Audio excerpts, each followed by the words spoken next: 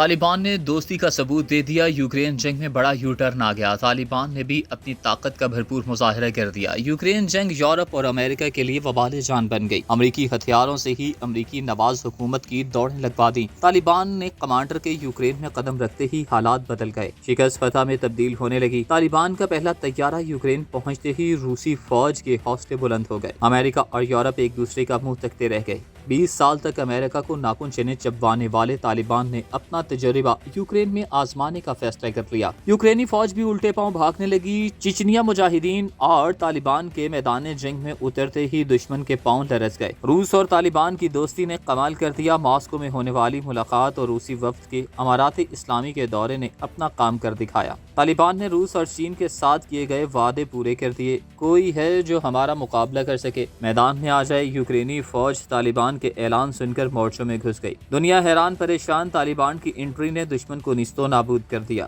Video میں آگے چل کر مزید بتائیں گے کہ امارات اسلامی کے کون سے کمانڈر اس وقت یوکرین میں روس کے شانہ بشانہ لڑ رہے ہیں اور اب تک طالبان جہاں پر کون سی بڑی کارروائی کر چکے ہیں۔ دوستو، ہر لمحہ میدان جنگ سے ایک نئی خبر سامنے آ رہی ہے، گزشتہ روز سے یہ خبریں گردش کر رہی ہیں کہ طالبان بھی روس کی مدد کو یوکرین میں جا چکے ہیں اور سوشل میڈیا پر ایک طالبان کمانڈر کی تصویر بھی وائرل ہو چکی ہے، جب سے طالبان اقتدار میں آئے ہیں ان کے روس کے ساتھ ایک خاص قربت رہی ہے اور افغانستان میں مکمل حکومت قائم کرنے کے بعد طالبان نے روس کے اہم دورے بھی کیے، روس اور طالبان کی قربت کا اندازہ اس سے بھی لگایا جا سکتا ہے کہ افغانستان میں جس وقت جنگ جاری تھی تو کابل میں ان کا سفارت خانہ کھلا رہا، طالبان کے بارے میں روس کی سوچ بھی مختلف معلوم ہوتی ہے، روس نے اپنے بیانات کے ذریعے طالبان کے لیے گرمجوشی دکھائی، طالبان کے کابل پر قبضے کے 48 گھنٹوں کے اندر ہی روسی سفیر دمتری زرنوف نے طالبان کے ایک نمائندے سے ملاقات کی، اقوام متحدہ میں روس کے نمائندے واسیلی نے کہا کہ وہ افغانستان میں مفاہمت کی نئی امید دیکھ رہے ہیں، قانون کی حکمرانی واپس آ رہی ہے اور یہ کہ برسوں کی خون ریزی کا خاتمہ ہو گیا ہے، افغانستان کے صدر پیوتن کے خصوصی ایلچی ضمیر قابلوف نے یہاں تک کہا کہ طالبان کے ساتھ مذاکرات کرنا خود ساختہ جلاوطن صدر اشرف غنی کی کٹ پتلی حکومت کے مقابلے میں آسان ہے، اس سے بھی پہلے روسی سفارتکاروں نے دعویٰ کیا تھا کہ اشرف غنی نے طالبان کے کابل پر قبضے سے کچھ دیر قبل 4 گاڑیوں اور ایک ہیلی کاپٹر میں نقدی لے کر ملک چھوڑ دیا، تاہم اشرف غنی نے ان الزامات کو جھوٹ قرار دیتے ہوئے مسترد کیا تھا۔ دوستو، روس کی جانب سے اتنی گرمجوشی کے جواب میں طالبان نے بھی روس کو ایسے ہی جواب دیا اور اس وقت یوکرین میں جاری جنگ میں بھی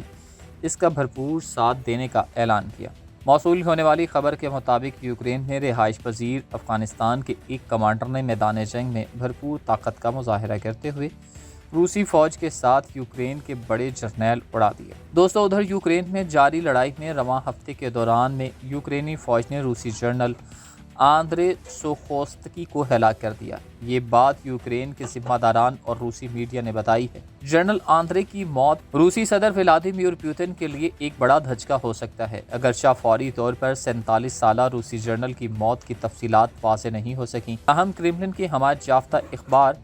براودا کے مطابق آندرے یوکرین میں ایک اسپیشل آپریشن کے دوران مارے گئے، general Andre 7th airborne division کے سربراہ تھے، اس نے شام میں بھی خدمات انجام دی اور اپنی شجاعت پر کرملن کی جانب سے سراہا گیا۔ ادھر یوکرین کے انفراسٹرکچر کے سابق وزیر ولودیمیر نے جمعرات کے اور امریکی فوکس نیوز کو بتایا کہ روسی جنرل آندرے کو ہلاک کر دیا گیا ہے۔ روسی فوجی افسران کے گروپ کے رکن سرگئی نے سوشل میڈیا پر ایک پوسٹ میں لکھا کہ ہمیں یوکرین کی اراضی میں اسپیشل آپریشن کے دوران میں اپنے دوست آندرے سوخوستسکی کی موت کی خبر ملی، ہم ان کے گھر والوں سے خصوصی تعزیت کا اظہار کرتے ہیں۔ واضح رہے کہ روس نے بدھ کے روز بتایا تھا کہ اب تک 498 فوجیوں سے محروم ہو چکا ہے۔ ادھر یوکرین کے ذمہ داران کے مطابق مارے جانے والے روسی فوجیوں کی تعداد 9000 تک جا پہنچی ہے، تاہم انہوں نے یوکرین کے فوجیوں کے جانی نقصان کے بارے میں نہیں بتایا۔ روس نے 24 فروری کی صبح یوکرین میں اپنے فوجی آپریشن کا آغاز کیا تھا۔ دوستو، روسی وزیر خارجہ سرگئی لاروف نے اہم اور بین الاقوامی ایجنڈے پر روسی اور غیر ملکی ذرائع ابلاغ کو دیتے ہوئے انٹرویو کہا کہ روسی حکام کسی بھی طرح سے ایسے کسی بھی اقدام کو معاف کرنے کی کوشش نہیں کرتے جو شہریوں کی موت کا سبب بنے۔ میں ایک بار پھر اس بات پر زور دینا چاہتا ہوں کہ میں کسی ایسے عمل کو معاف نہیں کرتا جس کے نتیجے میں عام شہریوں کی موت ہو، لیکن یہ ہم نہیں تھے جنہوں نے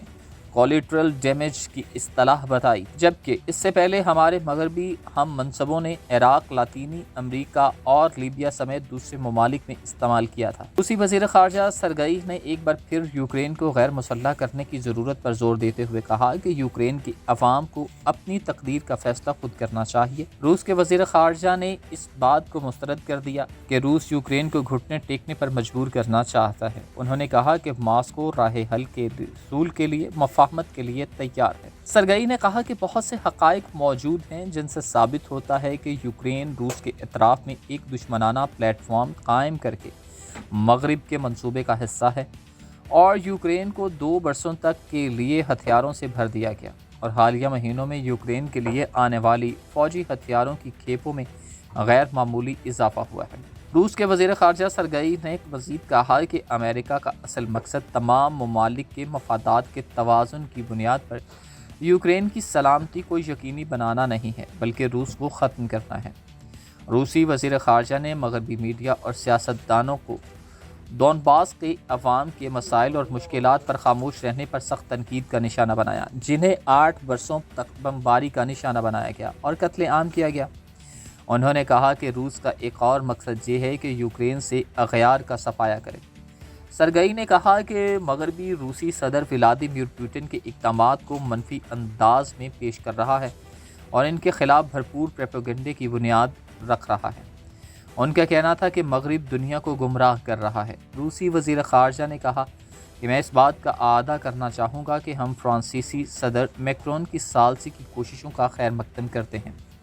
صدر پوتن نے بارہا انہیں سمجھا دیا ہے کہ ہم اس صورت حل سے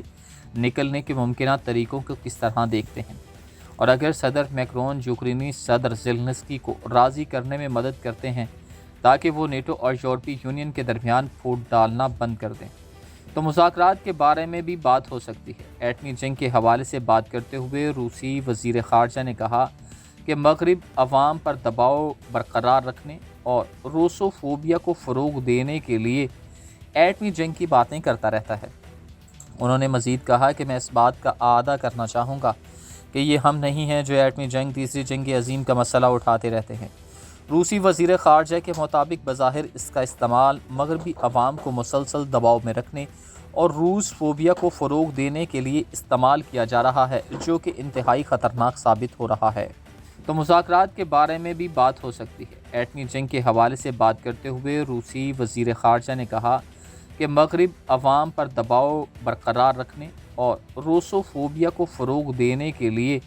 ایٹمی جنگ کی باتیں کرتا رہتا ہے۔ انہوں نے مزید کہا کہ میں اس بات کا اعادہ کرنا چاہوں گا کہ یہ ہم نہیں ہیں جو ایٹمی جنگ، تیسری جنگ عظیم کا مسئلہ اٹھاتے رہتے ہیں۔ روسی وزیر خارجہ کے مطابق بظاہر اس کا استعمال مغربی عوام کو مسلسل دباؤ میں رکھنے اور روس فوبیا کو فروغ دینے کے لیے استعمال کیا جا رہا ہے، جو کہ انتہائی خطرناک ثابت ہو رہا ہے۔